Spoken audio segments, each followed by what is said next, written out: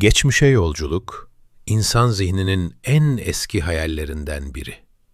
Bir hatayı düzeltmek, kaybedilen bir anı yeniden yaşamak ya da sadece merak. Ancak bu fikir yalnızca bilim kurgu meraklılarına ait değil. Modern fizik, özellikle Einstein'ın genel görelilik kuramı, zamanın sandığımız gibi düz bir çizgi olmadığını ortaya koyarak bu hayali bilimsel bir zemine taşıdı. Genel göreliliğe göre evren, 3 uzay ve bir zaman boyutundan oluşan 4 boyutlu bir yapıdan ibaret. Ancak bu yapı sabit değil. Kütle ve enerji uzay-zaman dokusunu büküyor. Tıpkı bir çarşafın üzerine bırakılan ağır bir cismin yüzeyi çökertmesi gibi, gezegenler ve yıldızlar da çevrelerindeki uzayı ve zamanı eğiyor. Bu eğilme yalnızca uzayı değil, zamanın akışını da etkiliyor. İşte bu fikir, zamanda yolculuğun teorik kapısını aralıyor. Fizikçiler, bu bükülmenin ekstrem koşullarda zamanın kendi üzerine katlanmasına yol açabileceğini öne sürüyor. Kapalı zamansal eğriler adı verilen bu yapılar, teorik olarak bir noktadan çıkıp yine aynı noktaya, yani geçmişe dönmeyi mümkün kılıyor. Bu fikir ilk olarak matematikçi Kurt Gödel tarafından ortaya atıldı. Gödel'in dönen evren modeli, zamanın döngüsel hale gelebileceğini gösteriyordu. Ancak günümüzde evrenin bu şekilde davranmadığını biliyoruz. Bir başka olasılık ise kara delikler. Özellikle dönen kara deliklerin uzay zamanı aşırı derecede bükerek bir tür zaman geçidi oluşturabileceği düşünülüyor. Ancak bu senaryonun büyük bir sorunu var. Kara delikten kaçış mümkün değil. Yani geçmişe gitmek teorik olarak mümkün olsa bile geri dönmek neredeyse imkansız. Daha umut verici görünen bir diğer fikir ise solucan delikleri. Bunlar uzay zamanda iki farklı noktayı birbirine bağlayan tüneller olarak düşünülüyor. Eğer bu tüneller kontrol edilebilirse, yalnızca uzayda değil, zamanda da kestirme yollar açılabilir. Ancak bunun için negatif enerji gibi henüz tam olarak kontrol edemediğimiz egzotik bir maddeye ihtiyaç var. Bu da teknolojik olarak henüz çok uzak bir ihtimal. Zamanda yolculuğun önündeki en büyük engellerden biri ise fiziksel değil, mantıksal. Paradokslar. En ünlüsü Büyük Baba paradoksu. Geçmişe gidip kendi atalarınızdan birini ortadan kaldırırsanız, sizin varlığınız da ortadan kalkar. Bu durumda geçmişe gidip bu eylemi gerçekleştiren kişi kim olur? Bu tür çelişkiler nedensellik ilkesini tehdit eder. Yani her sonucun bir nedeni olması gerektiği fikrini. Stephen Hawking bu soruna zamanın korunumu varsayımıyla yaklaşır. Ona göre evren, geçmişin değiştirilmesine izin vermeyecek şekilde kendini korur. Yani bir şekilde zamanda yolculuk mümkün olsa bile olayların akışını bozacak müdahaleler engellenir. Bu bilimsel olarak kanıtlanmış bir yasa değil, ancak güçlü bir varsayım. Sonuç olarak zamanda yolculuk bugünün teknolojisiyle mümkün değil. Ancak önemli olan şu: fizik yasaları bunu tamamen yasaklamıyor. Genel görelilik, belirli koşullar altında buna izin verebilecek çözümler sunuyor. Bu da konuyu imkansızlıktan çıkarıp son derece zor ama teorik olarak mümkün bir meydan okumaya dönüştürüyor. Belki bir gün insanlık, uzay zamanın bu karmaşık yapısını kontrol edebilecek seviyeye ulaşır. Ama o zamana kadar geçmiş yalnızca hatıralarda var olmaya devam edecek. Zaman ise ileriye doğru akan, geri dönüşü olmayan bir yol gibi görünmeyi sürdürecek.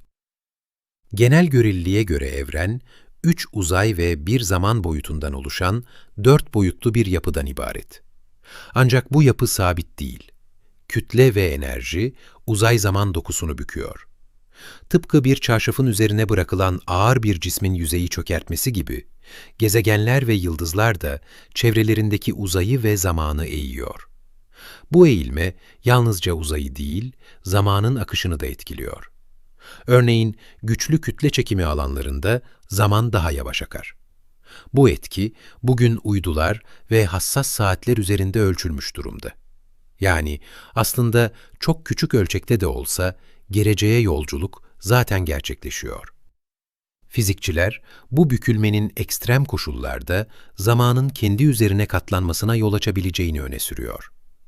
Kapalı zamansal eğriler adı verilen bu yapılar, teorik olarak bir noktadan çıkıp yine aynı noktaya, yani geçmişe dönmeyi mümkün kılıyor. Bu fikir ilk olarak matematikçi Kurt Gödel tarafından ortaya atıldı. Gödel'in dönen evren modeli, zamanın döngüsel hale gelebileceğini gösteriyordu. Ancak günümüzde evrenin bu şekilde davranmadığını biliyoruz. Bir başka olasılık ise kara delikler. Özellikle dönen kara deliklerin uzay zamanı aşırı derecede bükerek bir tür zaman geçidi oluşturabileceği düşünülüyor. Ancak bu senaryonun büyük bir sorunu var. Kara delikten kaçış mümkün değil. Yani geçmişe gitmek teorik olarak mümkün olsa bile geri dönmek neredeyse imkansız.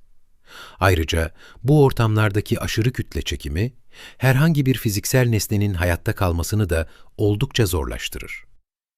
Zamanda yolculuk tartışmalarını bir adım daha ileri taşıyan yaklaşım ise sicim kuramından geliyor. Bu kurama göre evren, sandığımız gibi yalnızca 4 boyuttan ibaret olmayabilir. Aksine bizim algıladığımız tüm parçacıklar ve kuvvetler, daha yüksek boyutların içinde yer alan 4 boyutlu bir zar, bran üzerine adeta sabitlenmiş durumda olabilir. Yani biz çok daha büyük ve karmaşık bir yapının sadece sınırlı bir kesitimi deneyimliyor olabiliriz. Bu bakış açısına göre evrenimiz 10 ya da daha fazla boyuta sahip bir yığım, balk içinde yüzüyor. Bizim doğrudan algılayamadığımız bu ek boyutlar, gündelik deneyimimizin dışında kaldığı için somut olarak hayal edilmesi zor. Ancak bu durum, onların var olamayacağı anlamına gelmiyor. Tam tersine, bazı fizikçilere göre asıl ilginç olan, bu yüksek boyutların sunduğu potansiyel kestirme yollar. Eğer bir parçacık ya da bilgi, bu üst boyutlara çıkabilirse, bizim 4 boyutlu evrenimizde kat etmesi gereken uzun mesafeleri çok daha kısa bir sürede aşabilir. Bu, iki nokta arasındaki yolu düz bir yüzeyde gitmek yerine, yüzeyi katlayarak daha kısa bir mesafe yaratmaya benzer. İşte bu tür kestirmeler, teorik olarak yalnızca uzayda değil, zamanda da sıçramalara izin verebilir. Hawaii Üniversitesi'nden fizikçi Heinrich Pez ve ekibi, bu fikri daha somut bir modele dönüştürmeye çalışıyor. Onlara göre evrenimiz, düz bir zar gibi davranırken, içinde bulunduğu daha yüksek boyutlu yapı oldukça bükülmüş olabilir. Bu durumda, bizim evrenimizde geçerli olan özel görelilik kuralları, özellikle de ışık hızının aşılamaz olması, yalnızca bu zarın içinde geçerlidir. Ancak daha yüksek boyutlara geçebilen bir varlık ya da parçacık bu sınırları aşabilir. Bu senaryoda kritik nokta şu: daha yüksek boyutlar üzerinden alınan kestirme bir yol, 4 boyutlu evrene geri dönüldüğünde zamansal bir fark yaratır. Yani dışarıdan bakıldığında bu yolculuk ışık hızından hızlı gerçekleşmiş gibi görünür. Bu da aslında bir tür zaman yolculuğu anlamına gelir. Çünkü varış noktası normal şartlarda ulaşılması gerekenden daha erken bir zamana denk gelir. Sicim kuramına göre evrenin temel yapı taşları noktasal parçacıklar değil, titreşen sicimlerdir. Bu sicimlerin çoğu bizim evrenimizi oluşturan zara bağlıdır. Bu da onların yüksek boyutlara çıkmasını engeller. Ancak teoride iki önemli istisna vardır: gravitonlar ve steril nötrinolar. Bunlar kapalı sicimler olarak tanımlanır ve zara bağlı olmak zorunda değildir. Bu özellikleri sayesinde yığın içinde serbestçe hareket edebilirler. İşte Pez ve arkadaşlarının önerdiği zaman yolculuğu senaryosu tam olarak burada devreye girer.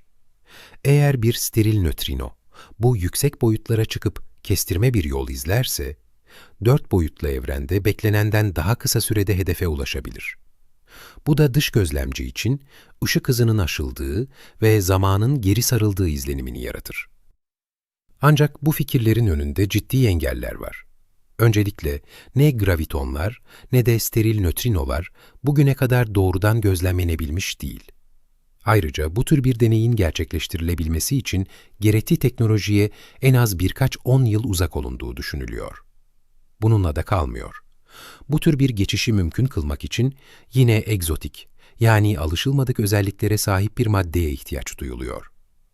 Tüm bu zorluklara rağmen bu yaklaşımın diğer zaman yolculuğu senaryolarına göre daha makul olduğu düşünülüyor. Çünkü tamamen teorik kalmak yerine parçacık fiziğiyle bağlantı kurarak test edilebilir bir çerçeve sunuyor. Eğer bir gün bu parçacıklar gözlemlenirse ve yüksek boyutların etkileri doğrulanırsa, zaman yolculuğu artık yalnızca bir fikir değil, üzerinde çalışılabilir bir gerçeklik haline gelebilir. Ve belki de en çarpıcı ihtimal şu: biz şu anda yalnızca 4 boyutun sınırları içinde yaşıyoruz. Ama gerçeklik çok daha derin ve katmanlı olabilir. Eğer bu katmanlar arasında hareket etmeyi öğrenirsek, zaman dediğimiz şeyin de sandığımız kadar katı ve tek yönlü olmadığını keşfedebiliriz. Zamanda yolculuk tartışmalarına farklı bir açıdan yaklaşan bazı fizikçilerse, bu fikrin aslında doğanın derin yapısı tarafından engellendiğini düşünüyor. İlginç olan şu ki, birbirinden bağımsız çalışan birçok araştırma grubu, bu engelin izlerini görmeye başladıklarını iddia ediyor. Yaklaşımları farklı olsa da, hepsinin buluştuğu ortak nokta aynı: sicim kuramı. Bu bakış açısına göre, evren yalnızca zamanda yolculuğa izin vermemekle kalmıyor. Aynı zamanda bunu aktif olarak engelleyen bir yapıya sahip olabilir. Daha önce bahsedilen zaman sıralamasının korunması fikri, yani neden-sonuç ilişkisinin bozulmaması gerekliliği, sicim kuramı içinde çok daha temel bir ilke haline geliyor.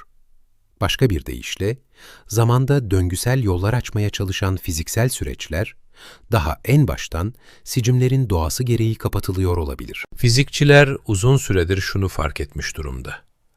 Genel görelilik kuramı bizi uzay zamanın yapısını anlamada çok ileri bir noktaya taşıdı.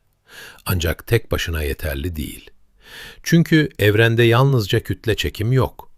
Güçlü nükleer kuvvet, zayıf nükleer kuvvet ve elektromanyetik kuvvet de en az onun kadar temel. Bu 4 kuvveti tek bir çatı altında birleştirecek her şeyin kuramı henüz tamamlanmış değil. Ancak böyle bir birleşim sağlanabilirse, zamanda yolculuğun gerçekten mümkün olup olmadığı da kesin olarak anlaşılabilir. Günümüzde kütle çekim dışındaki 3 temel kuvvet, kuantum mekaniği çerçevesinde oldukça başarılı bir şekilde açıklanabiliyor. Asıl zorluk, kuantum mekaniği ile genel göreliliği bir araya getirmek. İşte bu noktada sicim kuramı devreye giriyor. Bu kurama göre evrenin temel yapı taşları noktasal parçacıklar değil, titreşen, son derece küçük enerji sicimleridir. Bu sicimlerin titreşim biçimleri, farklı parçacıkları ve onların özelliklerini belirler. Örneğin bir sicim daha yüksek frekansta titreştiğinde daha büyük kütleli bir parçacık olarak ortaya çıkar. Ancak bu modelin çalışabilmesi için evrenin yalnızca 4 boyutlu olması yeterli değil. Sicimlerin doğru şekilde davranabilmesi için en az 10 boyutlu bir uzay zaman gerekiyor. Bu ek boyutlar ya inanılmaz derecede küçük oldukları için ya da karmaşık biçimde bükülmüş oldukları için doğrudan algılanamıyor. Bizim deneyimlediğimiz 4 boyut, bu çok daha büyük yapının sadece bir kesiti olabilir. Sicim kuramının en dikkat çekici yönlerinden biri, nedensellik ilkesini, yani zamanın düzenini korumaya doğal olarak eğilimli olması. Genel görelilik, bazı çözümlerinde zamanın kendi üzerine kapanmasına izin vererek paradokslara kapı aralarken, sicim kuramı bu tür durumları ortadan kaldıracak mekanizmalar içeriyor olabilir. Yani evrenin en temel seviyesinde zamanda geri dönüşü engelleyen bir düzen yer alıyor olabilir. Bu nedenle birçok fizikçi, sicim kuramının nihayetinde zamanda yolculuğun imkansız olduğunu düşünüyor. Çünkü eğer zamanın akışı evrenin dokusuna işlenmiş bir özellikse, bunu ihlal etmek yalnızca zor değil, aynı zamanda fiziksel olarak yasaklanmış olabilir. Bu bakış açısına göre zamanda yolculuk fikri ilginç ve kışkırtıcı olsa da doğanın temel yasaları buna izin vermeyecek şekilde kurulmuş olabilir. Elbette bu henüz kesinleşmiş bir sonuç değil. Sicim kuramı hala gelişmekte olan bir teori ve deneysel olarak doğrulanması oldukça zor. Ancak sunduğu çerçeve yalnızca evrenin nasıl çalıştığını değil, aynı zamanda nelerin mümkün olmadığını da anlamamıza yardımcı olabilir. Sonuç olarak zamanda yolculuk meselesi iki farklı uç arasında gidip geliyor. Bir yanda genel göreliliğin izin verdiği tuhaf ve esnek uzay-zaman yapısı, diğer yanda sicim kuramının getirdiği katı ve düzenli yapı. Hangisinin evreni daha doğru tanımladığını henüz bilmiyoruz. Ancak eğer sicim kuramı doğruysa, zaman yalnızca ileriye akan bir nehir değil, aynı zamanda geri dönüşü olmayan, sıkı şekilde korunmuş bir düzen olabilir. Zaman makinesi dendiğinde aklınıza ne geliyor? Geleceğe dönüşün DeLorean'ı mı, yoksa Doktor Who'nun kulübesi mi? Bilim kurguda her şey çok kolay görünüyor ama gerçek fizikte işler biraz karışık. Aslında Einstein'ın genel görelilik kuramı, teorik olarak zaman makinelerine kapı aralıyor. Ancak bugün, evrenin en derin sırlarını çözmeye çalışan sicim kuramı, bu kapıları tek tek yüzümüze kapatmaya başladı bile. Her şey Einstein'ın yakın dostu olan ünlü matematikçi Kurt Gödel'in 1949'da ortaya attığı çılgın bir modelle başladı. Gödel, Einstein'ın denklemlerini kullanarak dönen bir evren modeli tasarladı. Bu modelin en sarsıcı sonucu ise kapalı zamansal eğrilerdi. Yani eğer bu evrende doğru yönde ilerlerseniz, tıpkı bir döngüdeymiş gibi yola çıktığınız ana geri dönebiliyordunuz. Teorik olarak geçmişinize çarptığınız devasa bir zaman makinesinin içindeydiniz. İşte tam bu noktada Kaliforniya Üniversitesi'nden Peter Horava ve öğrencileri devreye girdi. Horava, sicim kuramının meşhur hologram ilkesini bir silah gibi kullanarak Gödel'in bu meşhur modelini masaya yatırdı. Sonuç, sicim kuramının karmaşık matematiği, Gödel'in zaman makinesi evreninin aslında fiziksel olarak geçersiz olduğunu ortaya koydu. Ama savaş burada bitmedi. Horava'nın öğrencilerinden Dyson, eline kağıt kalemi alıp işi bir adım daha ileri götürdü.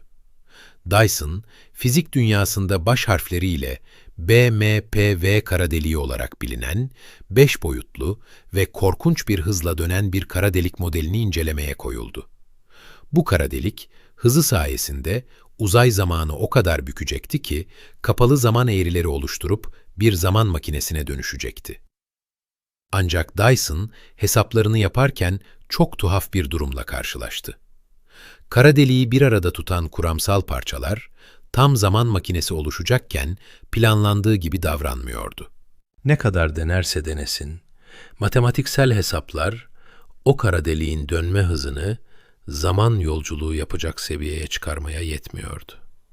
Sanki siz tam o son parçayı koyup zaman makinesini çalıştıracakken, gizli bir el gelip bileğinizi tutuyor ve sizi durduruyor gibi. Bu durum aslında efsanevi fizikçi Stephen Hawking'in meşhur zaman sıralamasının korunması sanısını destekler nitelikte. Hawking, evrenin geçmişe gitmeyi engelleyen gizli bir güvenlik mekanizması olduğunu savunuyordu. Şu an için Horava ve Dyson'ın ulaştığı sonuçlar sadece belirli örnekleri kapsıyor olabilir. Yani tüm kapıların kapandığını henüz söyleyemeyiz. Ancak görünen o ki, genel göreliliğin izin verdiği o açık kapıları sicim kuramı birer birer kilitliyor. Birçok bilim insanı, evrendeki tüm zaman döngülerinin imkansızlığı kanıtlanana kadar da rahat etmeyecek gibi görünüyor. Peki, sizce evren, kendi tarihini korumak için bizi gerçekten engelliyor olabilir mi? Zaman yolculuğu sadece bilim kurgu filmlerinin bir hayali mi, yoksa atom altı dünyada gizlenen bir gerçeklik mi? Princeton Üniversitesi'nden J. Richard Gott'a göre, yüksek enerjili parçacıklar bizim gelecek biletimiz olabilir. Gott'un teorisine göre, ışık hızına yakın hızlarda hareket eden parçacıklar, birbirlerini kıl payı sıyırıp geçerken, taşıdıkları devasa kütle enerji sayesinde, etraflarındaki uzayı adeta bir kağıt gibi bükebilirler. Bu bükülme o kadar şiddetlidir ki, uzay zamanın kendi üzerine katlandığı kapalı zamansal eğriler oluşturabilir. Ancak bu hassas bir dengedir. Çünkü Uzay zamanın bu denli bozulması, bizi bir zaman makinesine götürebileceği gibi, her şeyi yutan mini bir kara delikte yaratabilir. Tam bu noktada devreye Büyük Hadron Çarpıştırıcısı giriyor. Fizikçiler Arafeva ve Volovich'in hesaplamaları, bu devasa tünelde her birkaç saniyede bir mikro solucan deliklerinin oluşuyor olabileceğini gösteriyor. Eğer laboratuvardaki çarpışmaların ardından ölçülen enerjide açıklanamayan bir azalma fark edilirse, bu durum bazı parçacıkların o an açılan bir solucan deliğinden geçip gittiğinin en somut kanıtı olacak. Tabii önümüzde devasa bir engel var. Bu zaman kapıları şimdilik sadece atom altı parçacıkların geçebileceği kadar dar ve bir balonun ağzı gibi anında kapanma eğiliminde. Bu kapıları açık tutmak için kütle çekiminin tam tersi yönünde itme uygulayacak egzotik bir maddeye ihtiyacımız var. İşte burada evrenin en büyük gizemlerinden biri olan karanlık madde ve karanlık enerji devreye giriyor. Evrenin hızlanarak genişlemesini sağlayan bu gizemli güç, solucan deliklerinin ağzını açık tutacak o itici kuvveti sağlayabilir. Hatta bilim dünyasındaki küçük bir azınlığın savunduğu gibi, uzay genişledikçe bu enerjinin yoğunluğu artıyorsa, gelecekte bu mikro kapıları bir insanın geçebileceği kadar genişletmek bile mümkün olabilir. Belki de zaman yolculuğu, sandığımızdan çok daha yakın bir gelecekte, bu gizemli enerjinin doğasını çözmemize bakıyor. Ancak bir solucan deliği bulmak, doğrudan bir zaman makinesine sahip olduğumuz anlamına gelmiyor. Lisbon Üniversitesi'nden Francisco Lobo'ya göre, LHC'de bir solucan deliğinin parmak izine rastlasak bile, onu işlevsel bir zaman makinesine dönüştürmek çok daha karmaşık bir mühendislik gerektiriyor. Bir solucan deliğini zaman tüneli olarak kullanabilmek için, deliğin iki ucu arasında bir zaman kayması yaratmak şart. Fizikçilerin bu noktadaki en çılgın önerisi ise nötron yıldızlarını kullanmak. Eğer solucan deliğinin bir ucunu, kütle çekimi akıl almaz derecede yoğun olan bir nötron yıldızının yakınına yerleştirebilirsek, o bölgedeki zamanın akışını yavaşlatabiliriz. Böylece deliğin bir ucu şimdiki zamanda kalırken, diğer ucu geçmişe açılan bir kapıya dönüşebilir. Bu tünelden geçen bir yolcu, kestirme bir yoldan diğer uca vardığında, aslında henüz gerçekleşmemiş bir ana adım atarak kendi geçmişini izleme şansı bulabilir. Tabii ki tüm bunlar, bugünkü teknolojimizin çok ötesinde, galaktik ölçekte bir ustalık gerektiriyor. Yine de imkansız değil. Eğer LHC'deki hızlandırılmış parçacıklar, karanlık enerjinin gizemli itiş gücüyle birleşip ilk mikro solucan deliğini oluşturmayı başarırsa, bu an insanlık tarihinin en büyük dönüm noktası olarak kayıtlara geçecektir. Hatta kim bilir, belki de gelecekte bu teknolojide uzmanlaşmış olan uzak torunlarımız, tarihin bu ilk kıvılcımına tanıklık etmek için çoktan aramızda bir yerlerde yerlerini almışlardır. Bugün, laboratuvarda ölçülen küçük bir enerji kaybı, aslında geleceğin kapısını aralayan o büyük,